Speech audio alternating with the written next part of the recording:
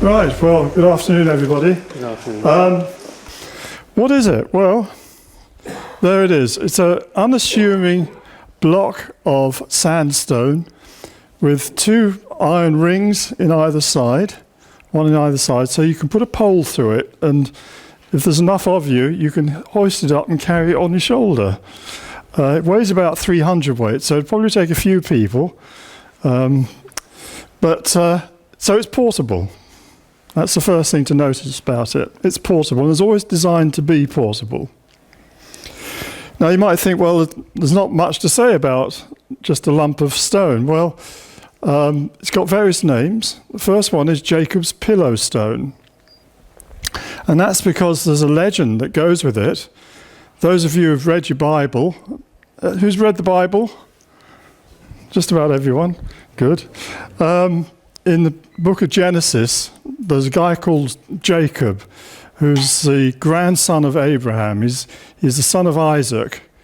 And his mother's tricked her elder son, tricked the father into giving the blessing to the younger son instead of the older one. Jacob's the younger one. The older one's really furious, so Jacob has to run away from home and go and stay with his uncle in Haran, in case his brother's going to kill him. And while he's on the run, he's at this place called Luz, which is in what's now Israel, in what's the West Bank part of Israel. And he lies down and he's going to sleep, and he takes a stone and he rests his head on it as his pillow, and he has a dream. And in his dream, he sees a ladder going up to heaven and angels coming up and down it. And God promises him all sorts of stuff, that he's going to have lots of offspring, that they're going to be nations, and he's going to have the land. So, he wakes up from his dream in the morning and says, "Oh my God, this is the house of God." And he raises up the stone, he pours oil over it as an offering, uses as an altar. And this is supposed to be that very stone, right? So that's the first legend associated with the Stone of Destiny. It's also called the Stone of Scone. I got the pronunciation right. Because it was nabbed from Scone in Scotland. It was used as a stone that kings were crowned on. The kings of Scotland had been from about 894 or something in Scone itself. And Edward I brought it back. I'll show you him in a minute. It's also called Lia Fail. It's the Irish name for it, which is interesting because it's a palindrome. You can spell it the same either way if you read it backwards or forwards. And that kind of means the stone of luck or destiny or, fate. And it used to have written on it, or there was a caption put with it, which said, "Ni fallat fallum Scotti quocumque locatum invenient lapidum regnare tenento ibidem." Of course, you all understand Latin, so I don't need to translate that, do I? Well, the translation says, "Unless the fates be faulty grown and prophet's voice be vain, where'er is found this sacred stone, the Scottish race shall reign." Well, that's written by Sir Walter Scott. So he's got a vested interest, hasn't he? But anyway, you won't find that written on it now, or there must have been a piece of paper or something on it that had that on. Anyway, in 1296, Edward I, the King of the Scots, King of England, the hammer of the Scots, he defeated them in battle, and he went and he brought back the Stone of Destiny to Westminster, along with the Scottish Royal Regalia. He returned the Scottish Royal Regalia later on, but he kept the stone. And he had a special chair made for it, which is now the Coronation Seat. And the kings and queens of Great Britain, or of England first, and then later Scotland after 1603, and now Great Britain, have nearly all been crowned on it. I think there's only a couple that weren't. I think one was King John, and Queen Mary I. She refused to be crowned on it, had a special chair sent over from Rome.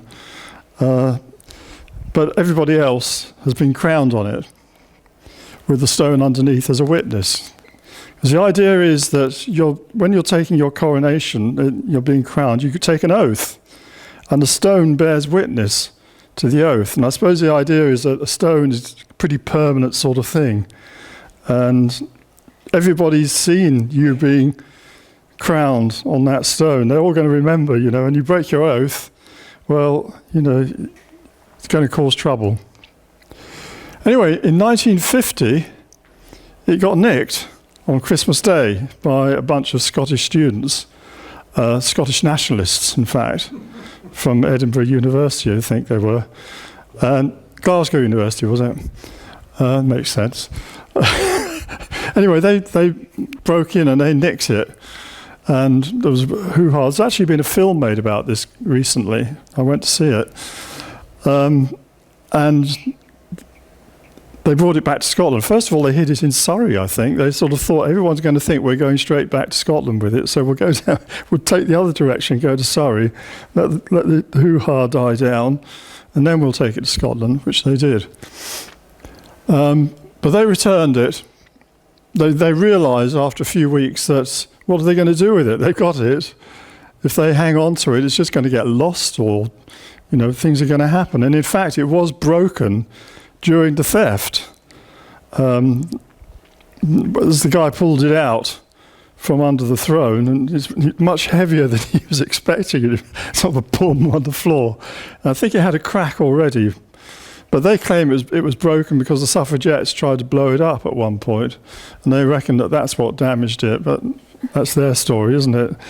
Anyway, it got returned, and the Queen was the last person to be crowned on it in 1953. It hasn't been used since. God bless Her Majesty. She certainly goes on, doesn't she? Prince Charles must be wondering whether he's ever going to get to sit on it, because it's, there's now going to be some problems about it. Sir John Major. Sorry, I'm coming to the esoteric stuff shortly. We're just going through the history at the moment, the known history. John Major, in 1996, he was very worried about the opinion polls, and he was told by, was it Forsyth, the Minister for Scotland, that it had been promised that it would be returned to Scotland in 1950. They promised that it was going to be sent back, and in 50 years. Well, the millennium was coming up. There was an election coming the following year. He thought he would curry favour up north by returning it. They'd all be so pleased they'd all go out and vote Conservative. Well, of course, that didn't happen. He subsequently lost the election in 1997 to the Labour Party, with Tony Blair becoming the new Prime Minister. And Tony Blair and Gordon Brown, they welcomed the stone's return to Scotland, but only as a museum piece. They were not at all interested in it as symbolising anything. It's just a symbol of royalty as far as they're concerned, and they really couldn't give a damn about it. So when the new Scottish Edinburgh Parliament was built at huge expense, it caused a lot of ructions up north about how much money was being spent on that, because they had another Parliament building which was perfectly good they could have used. But anyway, they built this. It looks actually rather nice from a distance, but when you go inside, it all looks jerry-built. Well, that's another story. But you won't find the stone there. So where is it now?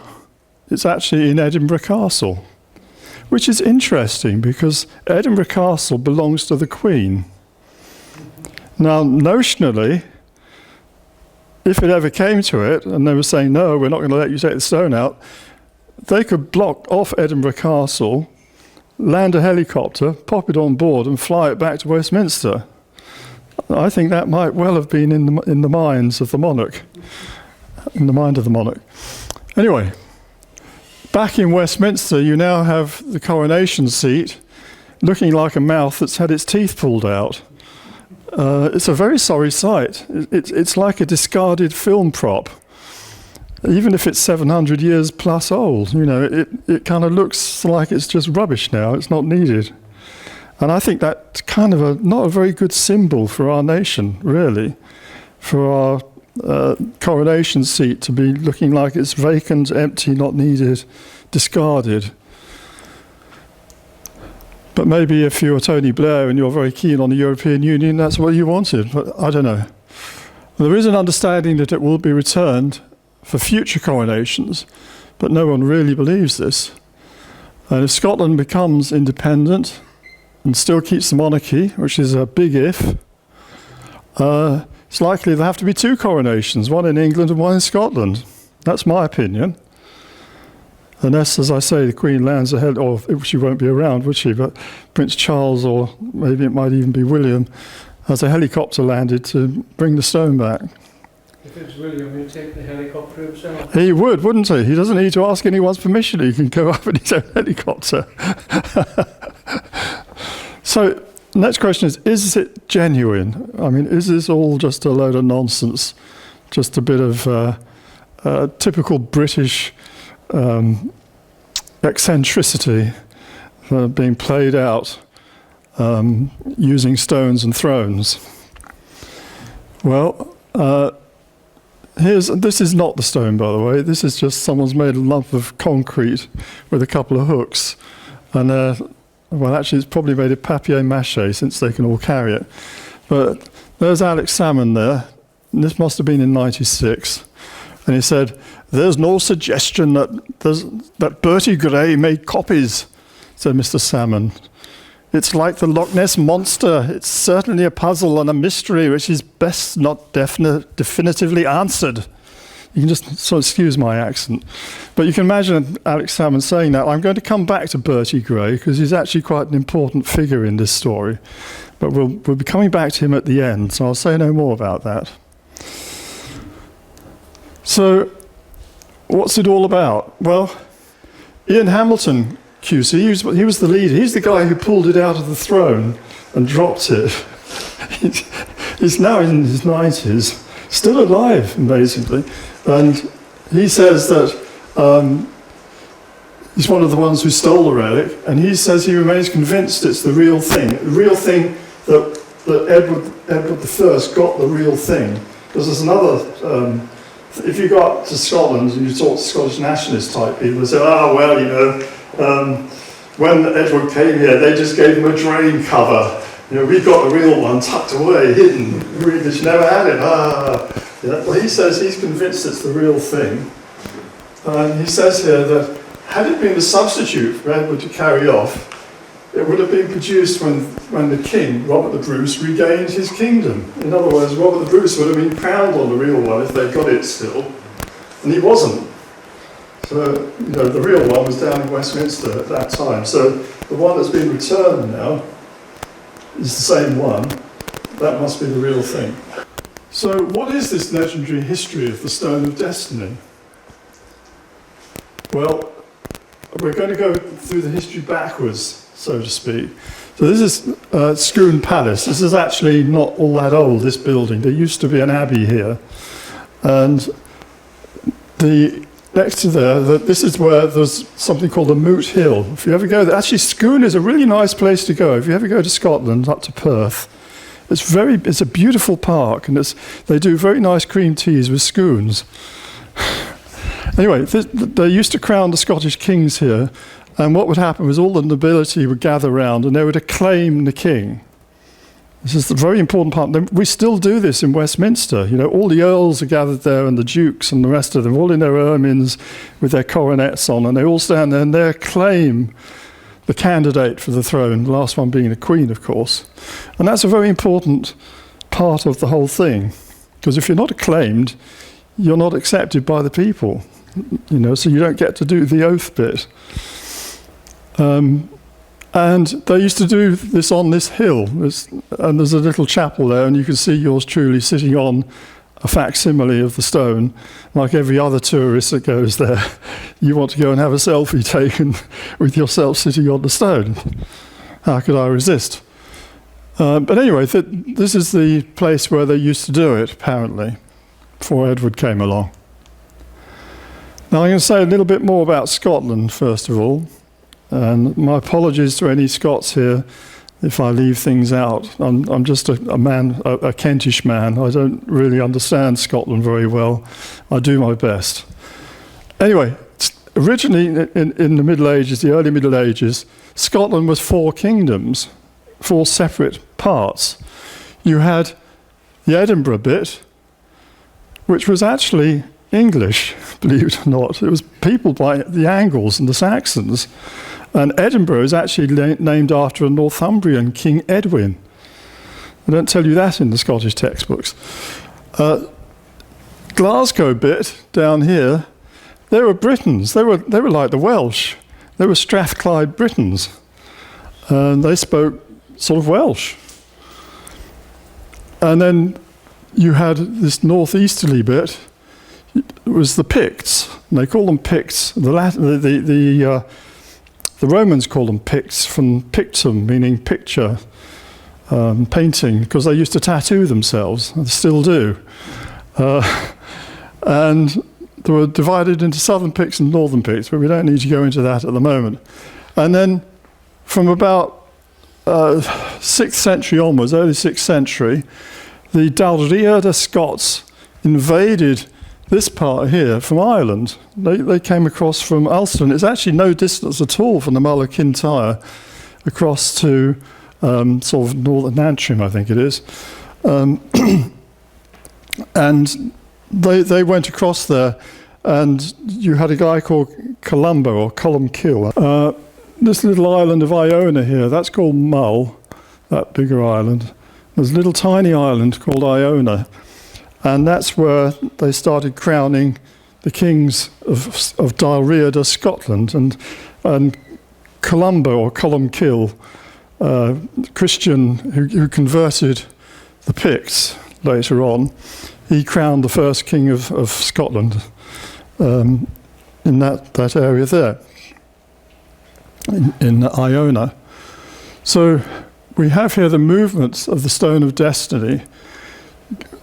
From Tara, it was taken up to Iona, and then it might have gone to Dunstafnage, but I haven't included that here. It goes across to Scone, or Scone, and that's in 846. And then it's taken down there to London, 1296, and then back up to Edinburgh in 1996. So we know those movements.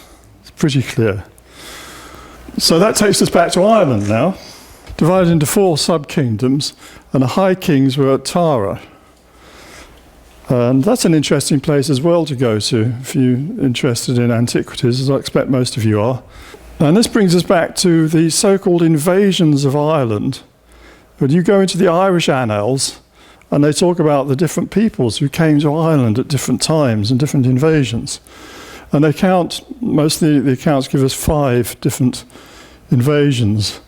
And first of all, there's the people of Caesar or Caesar or whatever they'd like to call it. And then you have the people of Bartholomew or Partholon. And those are kind of so far back, they're legendary. You know, we don't know much about them at all. And they're actually not really relevant to us anyway, from what we're discussing. The next ones they call the Fir Bolg. And Fir means very much the same as the Latin vir, means man. And Bolg, I'm told, means bag. So, or it can, I'm told, mean trousers. So it's either the guys with the trousers or the guys with the bags. And I think the only thing I can think of is that it must mean bagpipes. Well, the people with bagpipes. They're generally thought to be the same people as in Britain we call the bell guy. You know? And the bell guy occupied sort of what's now Belgium and down into parts of France, down into Burgundy area.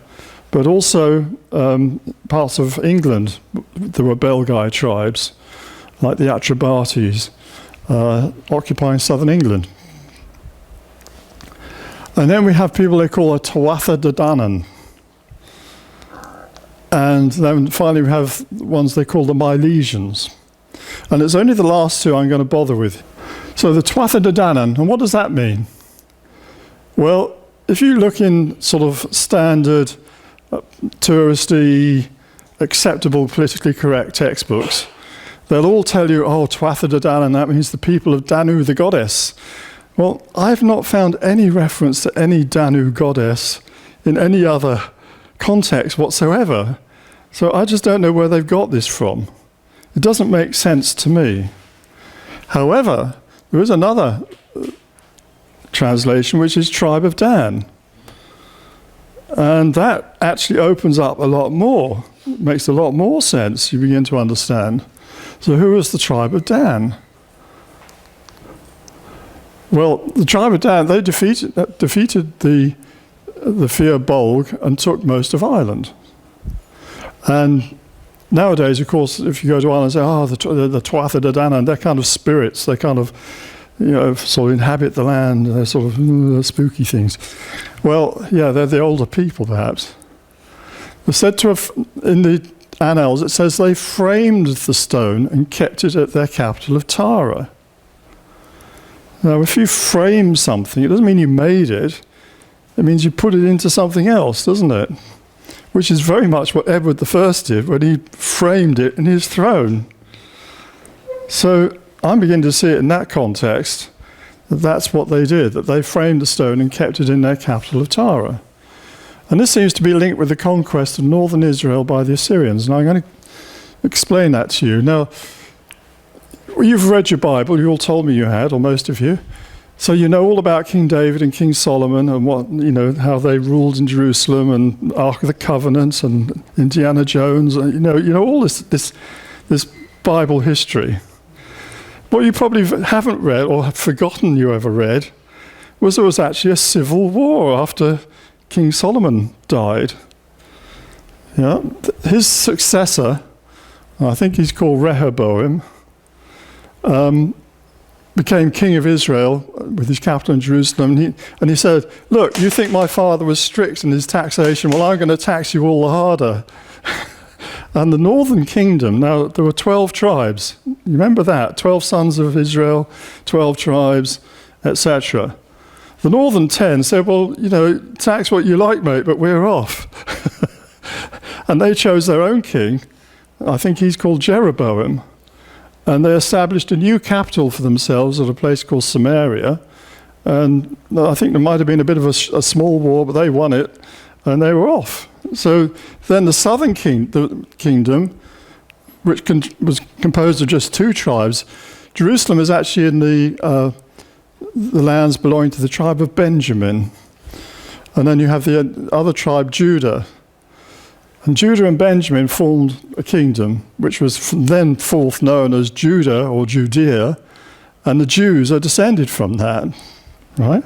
But you had 10 other tribes, like Ephraim and Manasseh and Simeon and Naphtali and Asher and all those other ones. They had their own thing going up in the northern part of Israel.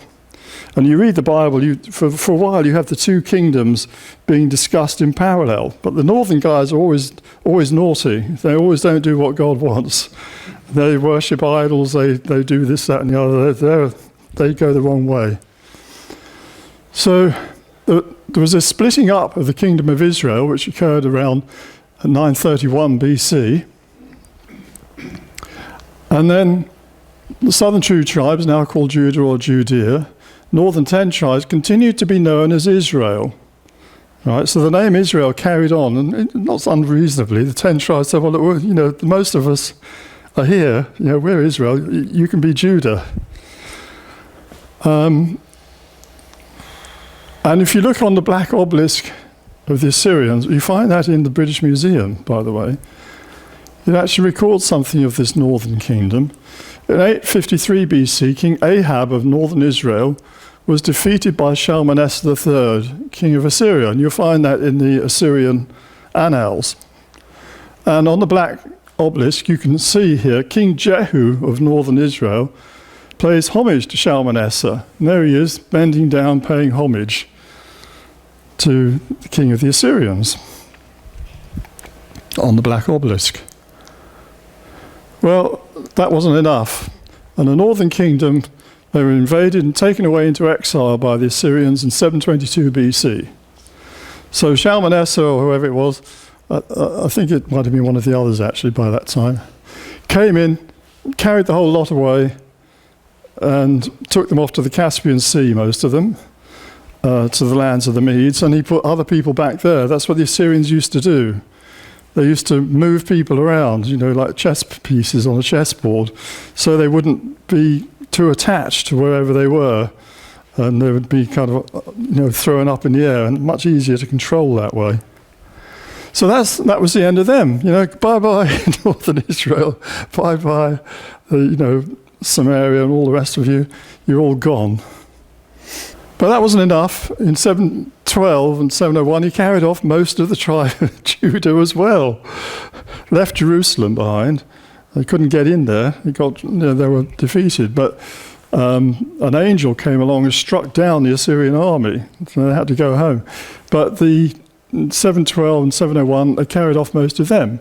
And if you go into the British Museum, you'll find among the big Assyrian slabs, those great big plaques on the wall they've got in the Assyrian galleries, you'll find here the sack of Lachish, which is a city in Judah by the Assyrians in 701 BC. And you can actually see, I don't know if you can see it so well here, but they're actually taking away the captives.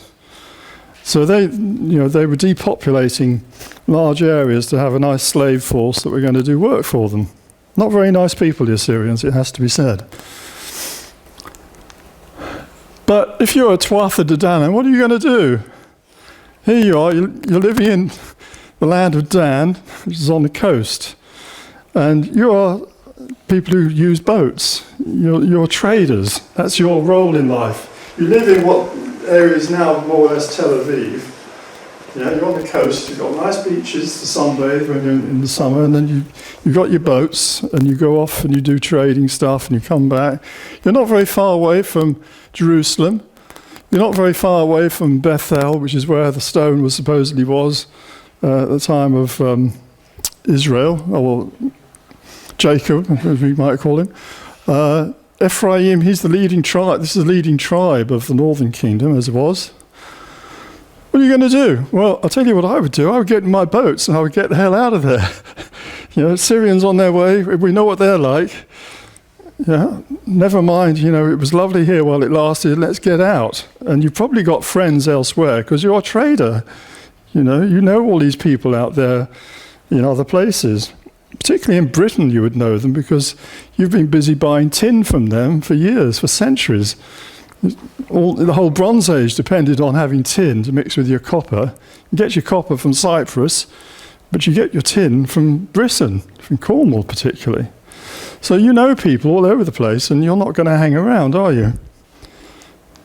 So we're looking at the migration of the Danites, or the tribe of Dan. The idea of them going to Ireland is not so stupid as you might think.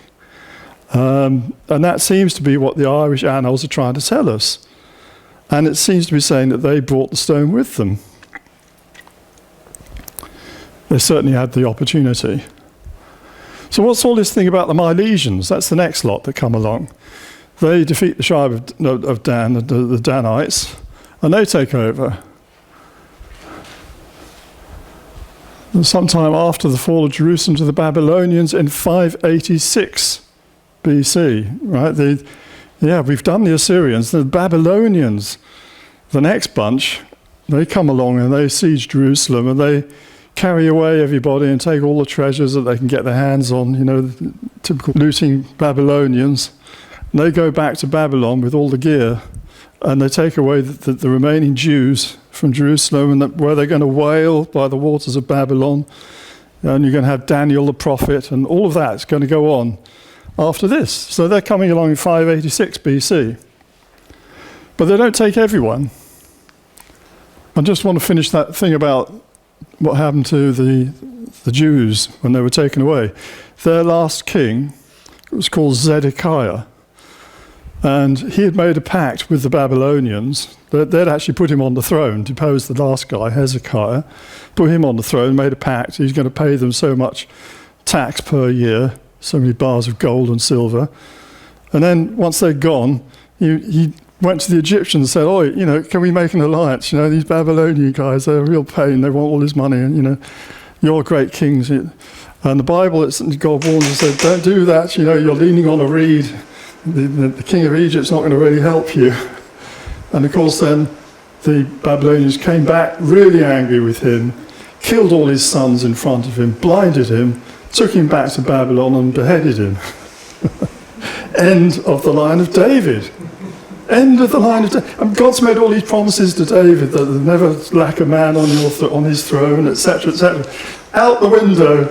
Poor old Zedekiah's being beheaded, his son's killed, finished. But the Bible tells us something else. It says that there was a guy called Jeremiah, the prophet, who took the princesses of the royal house, the daughters, and took them to Egypt. And they went to a place called Tarpenes, or Daphne, which is on the border of Egypt and Israel. And there they were well received by the Pharaoh of Egypt. So I looked into this whole story. What's going on here? What's all this about? Well, who are these Milesians that are supposed to, according to the Irish annals, are supposed to have come to Ireland via North Africa and Spain? Who the hell are these Milesians?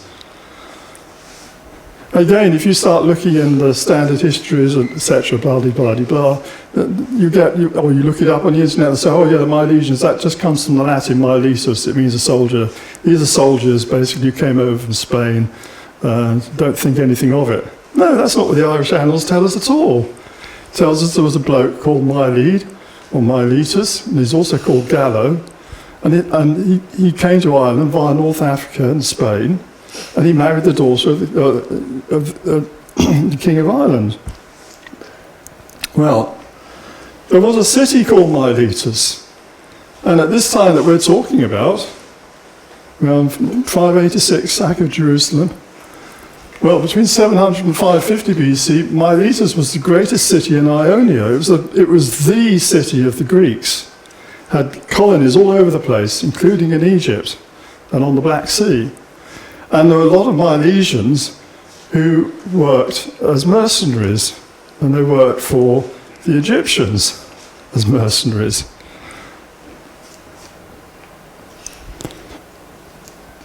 And those are the ruins of Miletus today. It was later sacked by the Persians. But anyway, here you can see Miletus. It's really no distance to go across to Egypt from there if you've got boats, which they had. And these are the people, I think, are the so-called sea people that Velikovsky talks about. But that's another story.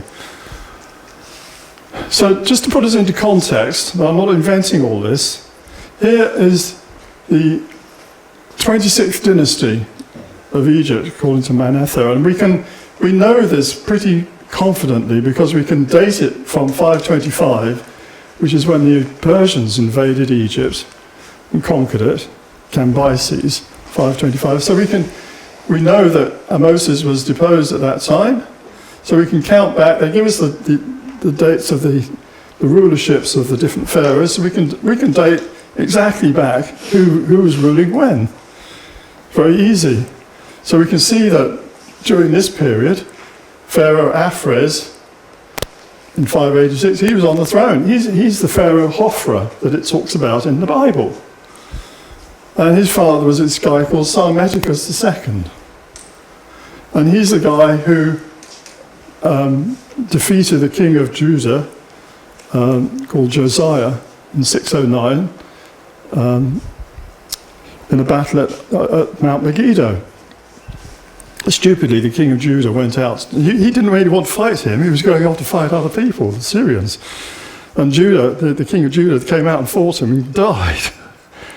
Caused a lot of trouble. So we know who Sarmaticus was. And interestingly, in the Irish annals, it tells us all about how there was a pharaoh, I think they call him Samtek. Well, not so far different. Who had X thousands of chariots and so many men and all these people working, in his army, etc. He's the guy that was employing the Milesians. So they worked as mercenaries for Pharaoh Sarmaticus II and his son Aphares, Pharaoh Hophra, in the Bible. And they, along with their Scythian allies, were expelled from Egypt by Pharaoh Moses in 567. So who are the Scythians then? How come Scythia? Come on, that's in Russia somewhere, isn't it? North of the Black Sea. What's Scythians doing down there? Read Herodotus. It tells us how there was a Scythian invasion. They sacked Nineveh. Or was it Ecbatana? They took over the whole of that region. Just there had been these parts of the Assyrian Empire just a little bit before then. And then they were going to invade Egypt. The Egyptians bought them off. Anyway, so they are the ancestors of the Scots. The word Scot comes from scute, Scythian. And that's why Robert the Bruce, when he writes the Declaration of Arbroath, says we're descended from the Scythians. Quite right, correct. But not the Scythians. He didn't come from Russia. But they had been working as mercenaries with the Egyptians at the time of Moses, kicked them all out. Didn't like the mercenaries who were working for his predecessor. So then they had to wander all the way around North Africa and Spain, eventually ending up in Ireland and going to Scotland. So here you can see our migrations. We come down here to Nineveh, and then they go back, but some of them go to Egypt, to Tarpenes. There's also Milesians there. We also have Jeremiah the prophet bringing the princesses here. A whole bunch of caboodle go off and end up in Ireland. It makes sense. It fits. I can't prove it, but it fits. It fits the pattern. We're detectives here. We're doing detective stories. It's better than Inspector Morse or Midsummer Murders. This is a real thing. So, is there any evidence from the stone itself? This block of sandstone, this mute lump of stuff that these guys brought along with them. Why the hell did they bring the stone with them in the first place? What's this all about? Well, this is where it gets really fun and interesting for you scientists, because we're starting to do some science. There's numbers. Measure it. I got the measurements from the Westminster Abbey Guide from 1971. I bet they're not in the one now, but they were in there then. And I realised that it said that this length here was 10.5 inches. And I think it was something like 16.5 that way and 26 3/4 or something that way. Oh, funny, weird measures. And then it clicked. 10.5 inches is half a cubit, Egyptian cubit. An Egyptian cubit is 21 inches. 1.5 half cubits gave me my length this way, and 2.5 gave me my length that way. So it's a block of stone that's 1 by 1.5 by 2.5, measured in half Egyptian cubits. Why was it not measured in whole Egyptian cubits? The Ark of the Covenant has, incidentally, the top of the Ark of the Covenant, the mercy seat where God sits, is 1.5 by 2.5 cubits. And this is 1.5 by 2.5 half cubits. Had they measured it in cubits and not half cubits, it would be 8 times as heavy. It would be 24 hundredweight instead of 3 hundredweight. And how many men would you need to be carrying that around with you when you're off on your travels? So that's why they scaled it down. And it produced this very interesting triangle. Doesn't look all that interesting when you first see it, but has side 8, 5, and 7. And I puzzled over that for quite a while, And I thought, what the hell's this for? What the hell are they doing here? It's not a right angle there, by the way. And I realised if you dropped a perpendicular down this way, it cut that 1 to 4. This angle here is actually 60 degrees. I worked that out using trigonometry, which I don't suppose they had at the time they were making the stone. But I cheated and I used trigonometry and I worked it out. It's exactly 60 degrees. So you drop perpendicular here, you had a 4, 8, root 3, 4 root 3 triangle, which means that the angle at the top there was 30 degrees. I also dropped one this way, And I'll show you that. Yeah. If you drop one that way, that's 2.5 to 5, 60, 30, 90, triangle again, 2.5 times root 3 that length. But what's interesting is that this whole length was 8. So this must be 5.5. And you think, oh, well, come on, Adrian, so what? Well, it's the basis actually of the ad quadratum system of architecture.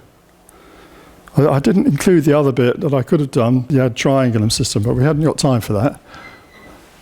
So it now enables us to square the circle. Because if you once you've got that length 5.5, it's not that hard to get that length being 5.5, 5.5, 5.5. Draw a square, and the square will have a side 11. 4 times 11 is 44. And interestingly, you've got this line that's 7. You draw a circle with that. Yeah, 2 pi r, 44. So it squares the circle. It gives you the circle. It has the same perimeter as the square. But interestingly, you can then also use that length as a height and draw a pyramid. It gives you what's called a pi pyramid, which is the type of pyramid that the Great Pyramid is. Isn't that interesting? So it actually enables you to get the dimensions of the Great Pyramid, or scaled down, of course. And what's even more interesting is there's a story in the Westcar Papyrus about how King Khufu wanted to get the measures for his pyramid so he would have the numbers of Thoth. And he sent his magician, Jedi, he said, yeah, I need numbers of Thoth so I can get them right for my pyramid. And he said, well, I don't know them off the top of my head, but there's a box in the room of revision in Heliopolis, in the temple there. It's in that box. This is how it's translated in the article I've read by Gardner in the Westcar Papyrus. I don't think it was a box. It calls it a flint box. Well, you can't make a box out of flint. Now, come on, flint doesn't easily work to be made into a square box. But you can have a block of sandstone, which is shaped exactly like the Stone of Destiny, and it will give you those measures. Now, here's another bit of interesting sideline. Julius Caesar came to Britain in 55 BC, and again in 54 BC, and he talked to the Druids and the local people, and they told him that Britain was shaped like a triangle. And it had sides, you can read this in De Bello Gallica, had sides 475 miles, 760 miles, and 665 miles. And I thought again, well, what's all that about?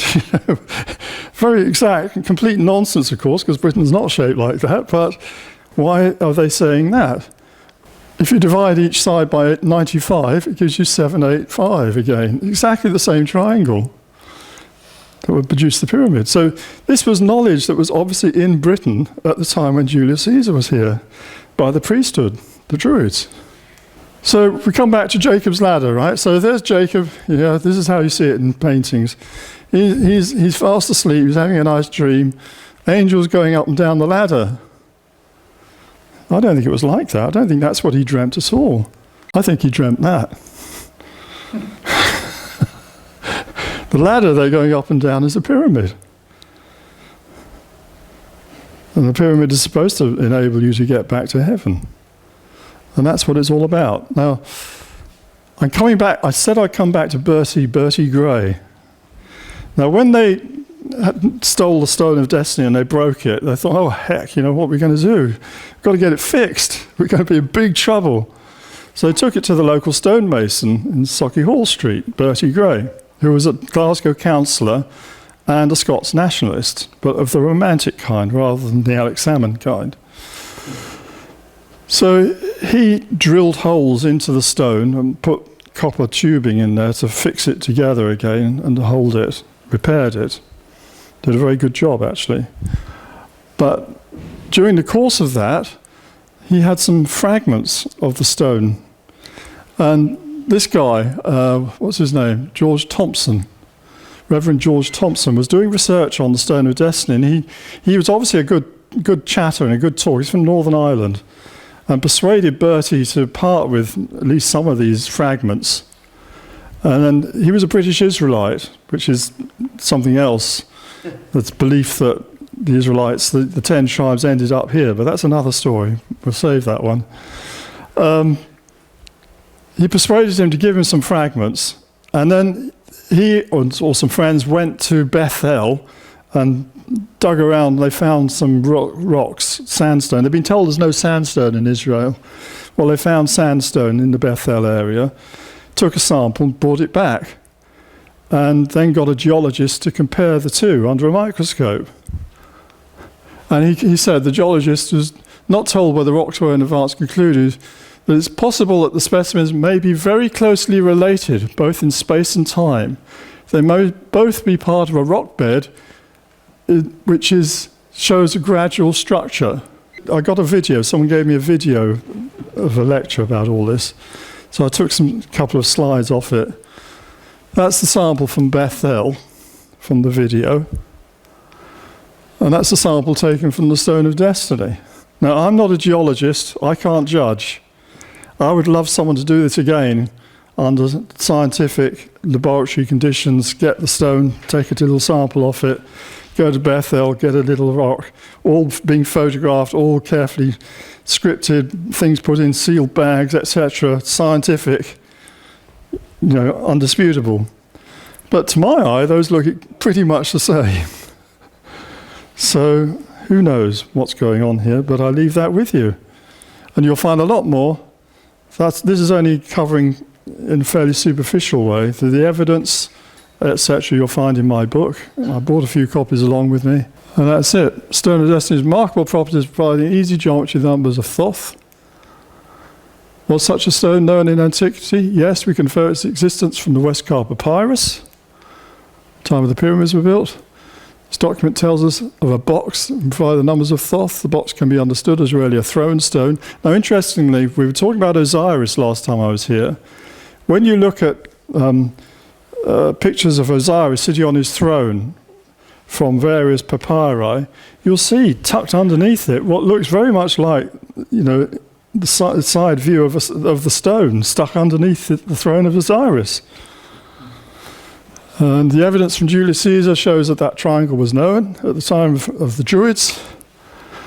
And it may be that the stone we have now is only a copy. Maybe it's only a copy. Who knows if it's only a copy? Maybe they lost it in the Irish Sea at some time. I don't know. But that's not what's important. What's important is the knowledge. The 1.5, 2.5 stone, which gives you the pyramid. And I think it's a precious relic. So there we are. That's the Stone of Destiny in a nutshell.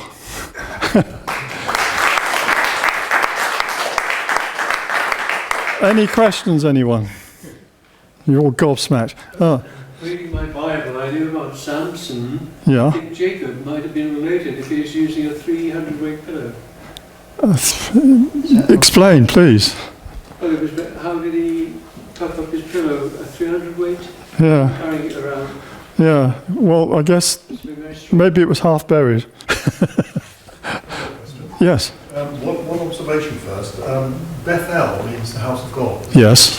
So there is a connection there, the origin. Yeah. But, how did Jacob happen to come across this stone? That was the bit I couldn't quite get it. Well, in the Bible, he just goes to this place. I think Abraham had been there before him, this place Luz, and he has a nap there. And I guess, he hasn't got a nice soft pillow, so he just uses this stone. Maybe it's half buried. Is Luz in any way connected with Bethel, or had the stone already moved from Bethel? This is the big question. Was it brought to Bethel from Egypt? And I'm not convinced it's not Egyptian, to be honest with you. But, I've presented you all sides of the argument, as it were, that the pyramids are certainly built long before the time of Jacob. So this knowledge must have been around before that.